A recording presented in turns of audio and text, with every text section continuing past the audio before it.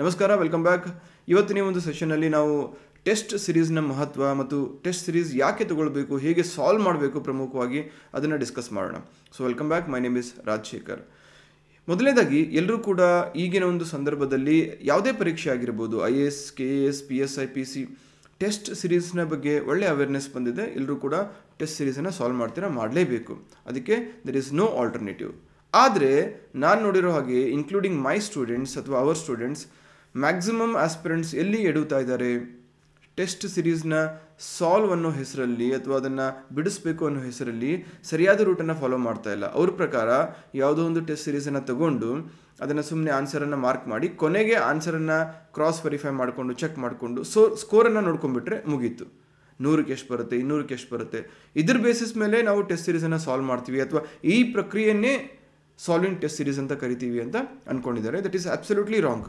ಆ ರೀತಿ ಆಗಬಾರ್ದು. ಬಿಕಾಸ್ ಟೆಸ್ಟ್ ಸಿರೀಸ್ ಅಂದರೆ ನೀವು ಎಂಟೈರ್ ಈ ಸಿಲೆಬಸನ್ನು history, geography, polity, current affairs ಉಳಿದಂತಹ ಎಲ್ಲ ಸಬ್ಜೆಕ್ಟ್ಸನ್ನು ಓದೋದು ಒಂದು ಕಡೆ ಇಟ್ಟರೆ, ಆ ಟೆಸ್ಟ್ ಸಿರೀಸನ್ನು ಮತ್ತೊಂದು ಕಡೆ ಇಟ್ಟು ಸರಿಸಮವಾಗಿ ತೂಗ್ಬೋದು. ಯಾಕೆ ಈ ರೀತಿ ಹೇಳ್ತಾ ಇದ್ದೀನಿ? ಯಾಕಂದರೆ ನೀವು ಏನು ಓದ್ತಾ ಇದ್ದೀರಾ ಅನ್ನೋದು ಎಷ್ಟು ಇಂಪಾರ್ಟೆಂಟು, ಅದನ್ನು ಯಾವ ರೀತಿ ಅಪ್ಲೈ ಮಾಡ್ತೀರಾ ಅದ್ರ ಮೇಲೆ ನಿಮ್ಮ ಎಕ್ಸಾಮ್ಸಲ್ಲಿ PC, PSI, KAS, IAS ಅಲ್ಲಿ ಸೇಮ್ ಸಬ್ಜೆಕ್ಟ್ಸ್ ಮೇಲೆ ಯಾವ ರೀತಿ ಪ್ರಶ್ನೆಗಳನ್ನು ಕೇಳ್ತಾರೆ ಅಂತ ಎಲ್ಲಿಂದ ಗೊತ್ತಾಗುತ್ತೆ? Based on previous year questions ಮತ್ತು ಟೆಸ್ಟ್ ಸಿರೀಸ್. ಆ ಟೆಸ್ಟ್ ಸಿರೀಸು ಕೇವಲ ಎಷ್ಟರ ಮಟ್ಟಿಗೆ ನೀವು ತಯಾರಾಗಿದ್ದೀರಾ ಅಂತ ಮಾತ್ರ ನಿರ್ಧಾರ ಮಾಡೋಲ್ಲ, ಅದ್ರ ಜೊತೆಗೆ ನೀವು ಎಲ್ಲಿ ಎಡುತ್ತಾ ಇದ್ದೀರಾ, ನಿಮ್ಮ ವೀಕ್ ಏರಿಯಾಸ್ ಏನು, ಸ್ಟ್ರಾಂಗ್ ಏರಿಯಾಸ್ ಏನು, ಯಾವುದ್ರ ಮೇಲೆ ಜಾಸ್ತಿ ಒತ್ತು ಕೊಡಬೇಕು, ಯಾವುದನ್ನು ಜಾಸ್ತಿ ರಿವೈಸ್ ಮಾಡಬೇಕು, ಈ ಎಲ್ಲ ಅಂಶಗಳನ್ನು ಕೂಡ ನಿರ್ಧಾರ ಮಾಡೋದು ಯಾವುದು? ಇದೇ ಟೆಸ್ಟ್ ಸಿರೀಸ್. ಸೊ ಇವತ್ತಿನ ಒಂದು ಕ್ಲಾಸ್ನಲ್ಲಿ ನಾವು ಏನೇನು ಮಾಡಬೇಕು, ಟೆಸ್ಟ್ ಸಿರೀಸನ್ನು ಹೇಗೆ ಬಿಡಿಸಬೇಕು ಅಂತ ಚರ್ಚೆ ಮಾಡೋಣ. ಮೊದಲನೇದಾಗಿ ಒಂದು ಟೆಸ್ಟ್ ಸಿರೀಸನ್ನು ನೀವು ನಿಶ್ಚಿಂತೆಯಿಂದ ನಿರರ್ಗಳವಾಗಿ ಫಾಲೋ ಮಾಡ್ಬೋದು. ಎರಡನೇದು, ಆ ಟೆಸ್ಟ್ ಸಿರೀಸನ್ನು ಸಾಲ್ವ್ ಮಾಡಿದ್ಮೇಲೆ ಕೇವಲ ಸ್ಕೋರನ್ನು ಮಾತ್ರ ಚೆಕ್ ಮಾಡಲಿಕ್ಕೆ ಹೋಗಬೇಡಿ. ಯಾವ್ಯಾವ ಕ್ವಶನ್ ತಪ್ಪಾಗಿದೆ, ಆ ಕ್ವಶನ್ ಯಾಕೆ ತಪ್ಪಾಯಿತು, ನಿಮ್ಮ ಮಿಸ್ಟೇಕ್ ಏನಾಗಿತ್ತು, ಇದನ್ನು ಅರ್ಥ ಮಾಡ್ಕೊಳ್ಳಿ. ಒಂದು ಬಾರಿ ಆ ಮಿಸ್ಟೇಕ್ಸನ್ನು ಅರ್ಥ ಮಾಡ್ಕೊಂಡ್ಮೇಲೆ never repeat the same mistake twice. ಒಂದೇ ತಪ್ಪನ್ನು 2 ಬಾರಿ ಮಾಡಬೇಡಿ. ಸೊ ಆ ಥರ ಮಾಡಿದ್ರೆ ಅದು ತಪ್ಪಾಗಲ್ಲ, ಬ್ಲಂಡರ್ ಆಗುತ್ತೆ, ಪಾಪ ಆಗುತ್ತೆ. ಸೊ ಹಾಗಾಗಿ ನೀವು ಏನು ತಪ್ಪು ಮಾಡ್ತಾ ಇದ್ದೀರಾ ಅದಕ್ಕೆ ಒಂದು ಬುಕ್ಕನ್ನು ಮೇಂಟೈನ್ ಮಾಡಿ. ಆ ಮಾಡ್ತಾ ಇರ್ತಕ್ಕಂತಹ ತಪ್ಪುಗಳನ್ನು, ಅಂದರೆ ನೀವು ಆ ಕ್ವಶನನ್ನು ಸಾಲ್ವ್ ಮಾಡುವಾಗ ಇನಿಷಿಯಲಿ ಅನ್ನಿಸ್ತಂಥ ಆನ್ಸರನ್ನು ಬಿಟ್ಟು ನಿಮ್ಮ ಇಂಟ್ಯೂಷನ್ ಪ್ರಕಾರ ಮತ್ತೊಂದು ಆನ್ಸರನ್ನು ಮಾರ್ಕ್ ಮಾಡಿದ್ರ, ಅಥವಾ ನೀವು ಆ ಕ್ವಶನನ್ನೇ ಸರಿಯಾಗಿ ಓದಲಿಲ್ವಾ, ಫಾರ್ ಎಕ್ಸಾಂಪಲ್ ಯಾವುದು ಇದರಲ್ಲಿ ಸರಿಯಾಗಿಲ್ಲ ಅಂತ ಓದೋದ್ರ ಬದಲು ಯಾವುದು ಇದರಲ್ಲಿ ಸರಿಯಾಗಿದೆ ಅಂತ ನೋಡಿಕೊಂಡು ಸ್ವಲ್ಪ ಅವಸರ ಮಾಡಿ ಮಾರ್ಕ್ ಮಾಡಿದ್ರೆ, ಈ ಥರ ತಪ್ಪುಗಳನ್ನು, ಮಿಸ್ಟೇಕ್ಸನ್ನು ಲಿಸ್ಟ್ ಮಾಡ್ಕೊಂಡು ಹೋಗಿ.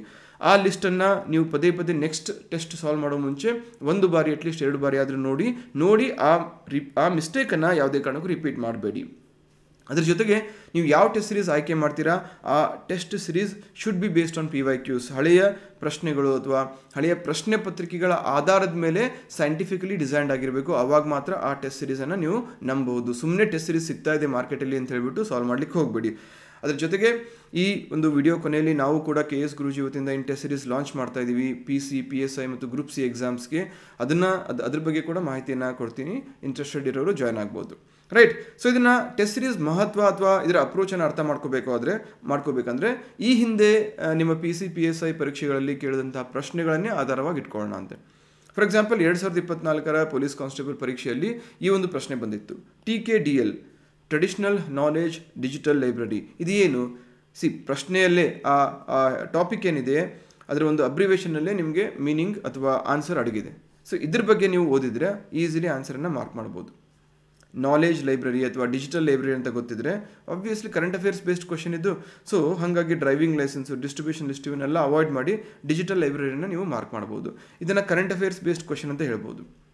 ಇದರಿಂದ ನಮಗೇನು ಗೊತ್ತಾಗುತ್ತೆ? ನಾವು ಟೆಸ್ಟ್ ಸಿರೀಸ್ ಡಿಸೈನ್ ಮಾಡುವಾಗ ಇಂತಹ ಟಾಪಿಕ್ಸ್ ಮೇಲೆ ಹೆಚ್ಚು ಗಮನ ಕೊಡಬೇಕು. ಜೊತೆಗೆ ಈ ಪ್ರತಿಯೊಂದು ಕ್ವಶನ್ಗೂ ಕೂಡ ನಮ್ಮದೇ ಆದಂಥ ಒಂದು ಅಪ್ರೋಚನ್ನು ನಾವು ನಿರ್ಮಾಣ ಮಾಡ್ಕೊಳ್ಬೇಕು. ಹೇಗೆ ಸರ್? ಈ ಟ್ರೆಡಿಷನಲ್ ನಾಲೆಜ್ ಡಿಜಿಟಲ್ ಲೈಬ್ರರಿ ಮೇಲೆ ಕೇವಲ PC ಪರೀಕ್ಷೆಯಲ್ಲಿ ಮಾತ್ರ ಪ್ರಶ್ನೆ ಬಂದಿಲ್ಲ. ಸೇಮ್ ಕ್ವಶನ್ನು ಅಥವಾ ಅದೇ ಟಾಪಿಕ್ಗೆ ಸಂಬಂಧಪಟ್ಟಂತಹ ಪ್ರಶ್ನೆ 2023ರಲ್ಲಿ ಕೂಡ ಬಂದಿತ್ತು. National digital library of India is developed at, similar ಕ್ವಶನ್ನು. ಸೊ ಹಾಗಾದರೆ ಇಂಥ ಟಾಪಿಕ್ಸ್ ಬರ್ತಾ ಇದ್ದೇವೆ ಅಂದಮೇಲೆ ಈ ರೀತಿ ಡಿಜಿಟಲ್ ಮಿಷನ್ಸ್, ಅದು ನಾಲೆಜ್ ಅಥವಾ ಜ್ಞಾನಕ್ಕೆ ಸಂಬಂಧಪಟ್ಟಂತಹ ಗೌರ್ಮೆಂಟ್ ಆಫ್ ಇಂಡಿಯಾ ಇನಿಷಿಯೇಟಿವ್ಸ್ ಏನೇನಿದ್ದಾವೆ ಅದನ್ನು ಒಂದು ಬಾರಿ ನೋಡ್ಕೊಳ್ಬೇಕಾಗುತ್ತೆ. ಯಾವಾಗ ಲಾಂಚ್ ಆಯಿತು, ಯಾವ ಮಿನಿಸ್ಟ್ರಿ ಅಂಡರಲ್ಲಿ ಬರುತ್ತೆ, ಅದರ ಉದ್ದೇಶ ಏನು. For example, national digital library of India, national mission on quantum technologies and applications, national digital health mission, national AI mission, Bharat net project, ಇವೆಲ್ಲದರ ಬಗ್ಗೆ ಯಾರು ಲಾಂಚ್ ಮಾಡಿದರು, ಅದರ ಉದ್ದೇಶ ಏನು, ಯಾವ ಮಿನಿಸ್ಟ್ರಿ ಅಥವಾ ಸಚಿವಾಲಯ ಅದನ್ನು ಮುನ್ನಡೆಸ್ಕೊಂಡು ಹೋಗ್ತಾ ಇದೆ, ಇಷ್ಟು ತಿಳ್ಕೊಂಡಿರಬೇಕಾಗುತ್ತೆ. ನೆಕ್ಸ್ಟ್ ಸೆಕೆಂಡ್ ಕ್ವೆಶನ್ ಏನಿತ್ತು, ಯುನೈಟೆಡ್ ನೇಷನ್ಸ್ ಸ್ಪೆಷಲೈಸ್ಡ್ ಏಜೆನ್ಸಿ ಬಗ್ಗೆ ಇತ್ತು. ಅಂದರೆ ವಿಶ್ವಸಂಸ್ಥೆಯ ಒಂದು ವಿಶೇಷ ಸಂಸ್ಥೆ ಬಗ್ಗೆ ಪ್ರಶ್ನೆ ಇತ್ತು. ಇದನ್ನು ನಾವು ಏನಂತ ಕರಿತೀವಿ, ಹಾಟ್ ಟಾಪಿಕ್ ಅಥವಾ ಇಂಪಾರ್ಟೆಂಟ್ ಥೀಮ್ ಅಂತ ಕರಿತೀವಿ. ಯಾಕೆ ಇಂಪಾರ್ಟೆಂಟ್ ಥೀಮ್ ಅಂತ ಕರಿತೀವಿ ಅಥವಾ ಹಾಟ್ ಥೀಮ್ ಅಂತ ಕರಿತೀವಿ? ಯಾಕಂದರೆ ಯಾವುದಾದ್ರೂ ಪರೀಕ್ಷೆ ಆಗಲಿ, PC, PSI, KAS ಅಥವಾ IAS, ಪ್ರತಿ ವರ್ಷದ ಪ್ರಶ್ನೆ ಪತ್ರಿಕೆ ತೆಗೆದು ನೋಡಿ, ಯುನೈಟೆಡ್ ನೇಷನ್ಸ್ ವಿಶ್ವಸಂಸ್ಥೆಯ ಮೇಲೆ one R the other way ಪ್ರಶ್ನೆ ಬಂದೇ ಬರುತ್ತೆ. ಅಟ್ಲೀಸ್ಟ್ 1 or 2 ಕ್ವಶನ್ಸ್ ಬಂದೇ ಬರುತ್ತೆ. ಕೆಲವೊಂದು ಸತಿ 5 ಪ್ರಶ್ನೆಗಳು ಸಹ ಬಂದಿದ್ದಾವೆ. ಸೊ ಹಾಗಾಗಿ ಇಂಥ ಥೀಮ್ ಬರುತ್ತೆ ಅಂತ ಗೊತ್ತಾದಮೇಲೆ ನಮ್ಮ ಟೆಸ್ಟ್ ಸಿರೀಸಲ್ಲೂ ಕೂಡ ಅಥವಾ ನಾವು ಪ್ರಿಪ್ರೇಷನಲ್ಲೂ ಕೂಡ ಈ ವಿಶ್ವಸಂಸ್ಥೆ ಅಥವಾ ಅದರ ಏಜೆನ್ಸಿಗೆ ಸಪ್ರೇಟ್ ಮಹತ್ವ ಕೊಟ್ಟು ಅದನ್ನು ರಿವೈಸ್ ಮಾಡಬೇಕಲ್ವಾ, ಓದಲೇಬೇಕಲ್ವಾ. ಸೊ ಇದು ಇಲ್ಲಿ ಮಾತ್ರ ಕೇಳಲಾಗಿದೆ, ಅನ್ನು ಪ್ರತಿ ವರ್ಷ ಅಂತ ಹೇಳಿದ್ರೆ ನೀವು ಯಾವುದಾದ್ರೂ ಕ್ವಶನ್ ಪೇಪರನ್ನು ರ್ಯಾಂಡಮ್ ಆಗಿ ಎತ್ಕೊಂಡು ನೋಡಿ, ಅದ್ರ ಮೇಲೆ ಒಂದು ಪ್ರಶ್ನೆ ಇದ್ದೇ ಇರುತ್ತೆ. ಸೊ 2022 MPSC ಪ್ರಶ್ನೆ ಪತ್ರಿಕೆಯಲ್ಲೂ ಕೂಡ ಈ ಯುನೈಟೆಡ್ ನೇಷನ್ಸ್ ಸ್ಪೆಷಲೈಸ್ಡ್ ಏಜೆನ್ಸಿ ಮೇಲೆ ಪ್ರಶ್ನೆ ಬಂದಿತ್ತು. ಸೊ ಅದ್ರ ಬಗ್ಗೆ ಏನು ತಿಳ್ಕೋಬೇಕು, ವಿಶ್ವಸಂಸ್ಥೆ ಅಂದರೆ ಏನು, ವಿಶ್ವಸಂಸ್ಥೆ ಬರೋ ಮುಂಚೆ ಇದ್ದಂತಹ ಲೀಗ್ ಆಫ್ ನೇಷನ್ನ ಮುಖ್ಯ ಉದ್ದೇಶ ಏನು, ಅದು ಯಾವಾಗ ಫಾರ್ಮ್ ಆಯಿತು, ಅದಕ್ಕೆ ಸಂಬಂಧಪಟ್ಟಂತಹ ಟ್ರೀಟಿ ಆಫ್ ವೆರ್ಸಲ್ಸ್ ಏನು, ಯಾವಾಗ ಲೀಗ್ ಆಫ್ ನೇಷನ್ಸ್ ಏನು ಅವನತಿ ಹೊಂದಿ ಅಥವಾ ಅದನ್ನು ಡಿಸ್ಮ್ಯಾಂಟಲ್ ಮಾಡಿ ಯುನೈಟೆಡ್ ನೇಷನ್ಸ್ ಅಥವಾ ವಿಶ್ವಸಂಸ್ಥೆಯನ್ನು ಸ್ಥಾಪನೆ ಮಾಡಿದ್ರು.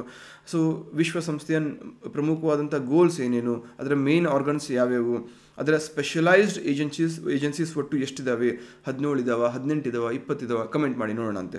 ಅದನ್ನು ಹೊರತುಪಡಿಸಿ ಈ ವಿಶ್ವಸಂಸ್ಥೆಯ ಕುಟುಂಬ ಅಥವಾ ಯುನೈಟೆಡ್ ನೇಷನ್ಸ್ ಫ್ಯಾಮಿಲಿ ಅಂತ ಏನು ಕರಿತೀವಿ, ಇದರಲ್ಲಿ ಬೇರೆ ಬೇರೆ ಅಸೋಸಿಯೇಟೆಡ್ ಏಜೆನ್ಸೀಸ್ ಎಷ್ಟಿದ್ದಾವೆ, ಇದರಲ್ಲಿ ಅತ್ಯಂತ ಪುರಾತನ ಅಥವಾ ಓಲ್ಡೆಸ್ಟ್ ಏಜೆನ್ಸಿ ಯಾವುದು, ಇತ್ತೀಚೆಗೆ 2025-26ರಲ್ಲಿ 100 ಇಯರ್ಸನ್ನು ಕಂಪ್ಲೀಟ್ ಮಾಡ್ತಕ್ಕಂಥ ಸಂಸ್ಥೆ ಯಾವುದು, ಇತ್ತೀಚಿನ ಸಂದರ್ಭದಲ್ಲಿ ಈ ವಿಶ್ವಸಂಸ್ಥೆಯ ಅಥವಾ ಈ ವಿಶ್ವಸಂಸ್ಥೆಗೆ ಸಂಬಂಧಪಟ್ಟಂತಹ ಯಾವುದಾದ್ರೂ ಏಜೆನ್ಸಿ ಭಾರತದಲ್ಲಿ ಒಂದು ಸಮ್ಮಿಟ್ಟು ಅಥವಾ ಶೃಂಗಸಭೆ ಏನಾದರೂ ಮಾಡ್ತಾ, ಈ ರೀತಿಯಾದಂತಹ ಅಪ್ರೋಚನ್ನು ನೀವು ಇಟ್ಕೊಳ್ಬೇಕಾಗುತ್ತೆ. ಸೊ ಇದೇ ರೀತಿ ನೆಕ್ಸ್ಟ್ ಪ್ರಶ್ನೆ CSR ಮೇಲಿತ್ತು, ಕಾರ್ಪೊರೇಟ್ ಸೋಷಿಯಲ್ ರೆಸ್ಪಾನ್ಸಿಬಿಲಿಟಿ ಮೇಲೆ. ಇದ್ರ ಮೇಲೂ ಸಹ 2024 UPSC CSE ಪ್ರಿಲಿಮ್ಸಲ್ಲಿ, 2023 UPSC CSE ಪ್ರಿಲಿಮ್ಸಲ್ಲಿ ಡೈರೆಕ್ಟ್ ಪ್ರಶ್ನೆ ಬಂದಿತ್ತು. ಸೊ ಬೇಸಿಕ್ ಮಾಹಿತಿ ಗೊತ್ತಿರಲೇಬೇಕಲ್ವಾ, CSR ಅಂದರೆ ಏನು, ಇದು ಯಾರಿಗೆ ಅಪ್ಲಿಕೇಬಲ್ ಇದೆ, ಎಲಿಜಿಬಿಲಿಟಿ ಅಥವಾ ಅಪ್ಲಿಕೇಬಿಲಿಟಿ ಅಂದರೆ ಯಾವ ಕಂಪನೀಸ್ಗಳು ಮ್ಯಾಂಡೇಟರಿಲಿ ಈ CSRನ್ನು ಫಾಲೋ ಮಾಡಲೇಬೇಕು, ಅವುಗಳ ನೆಟ್ವರ್ತ್ ಎಷ್ಟಿರಬೇಕು, ಟರ್ನ್ ಓವರ್ ಎಷ್ಟಿರಬೇಕು, ಎಷ್ಟು % ಅವರ ಒಂದು ರೆವೆನ್ಯೂ ಅಥವಾ ಪ್ರಾಫಿಟಲ್ಲಿ CSR ಮೇಲೆ ಅವರು ಸ್ಪೆಂಡ್ ಮಾಡಬೇಕು, ಯಾವ್ಯಾವ ಕ್ಷೇತ್ರಗಳ ಮೇಲೆ ಸ್ಪೆಂಡ್ ಮಾಡಬೇಕು. ಅರ್ಥ ಆಗ್ತದೆಯಲ್ಲ? This is called as 360-degree preparation and the right approach of approaching test series. Right. So ಈ ರೀತಿ ಅಪ್ರೋಚನ್ನು ಇಟ್ಕೊಳ್ಬೇಕಾಗುತ್ತೆ. ಸೊ ಇದೇ ರೀತಿ ಹಲವಾರು ಪ್ರಶ್ನೆಗಳು ನಿಮಗೆ ಟೆಸ್ಟ್ ಸಿರೀಸ್ ಆಗಿರ್ಬೋದು ಅಥವಾ PYQs ಆಗಿರ್ಬೋದು, ಇದ್ರ ಬೇಸಿಸ್ ಮೇಲೆ ಬರುತ್ತೆ. ಸೊ ಈಗ ನಾವು KS ಗುರುಜಿ ವತಿಯಿಂದ ವಿಜಯ ಮಾರ್ಗ ಅನ್ನೋ ಒಂದು ಟೆಸ್ಟ್ ಸಿರೀಸನ್ನು ಲಾಂಚ್ ಮಾಡ್ತಾ ಇದ್ದೀವಿ. PSI, ESI, ಗ್ರೂಪ್ C ಮತ್ತು ಪೊಲೀಸ್ ಕಾನ್ಸ್ಟೇಬಲ್ ಪರೀಕ್ಷೆಗಳಿಗೆ ಇದು ಸಹಾಯಕಾರಿಯಾಗಿರುತ್ತೆ. ಒಟ್ಟು 12 GK ಸಂಬಂಧಿತ ಪ್ರಶ್ನೆಗಳಿರ್ತವೆ. ಇದರಲ್ಲಿ 9 ಸೆಕ್ಷನಲ್ಲೂ 3 ಫುಲ್ ಅಂತ ಇರುತ್ತೆ.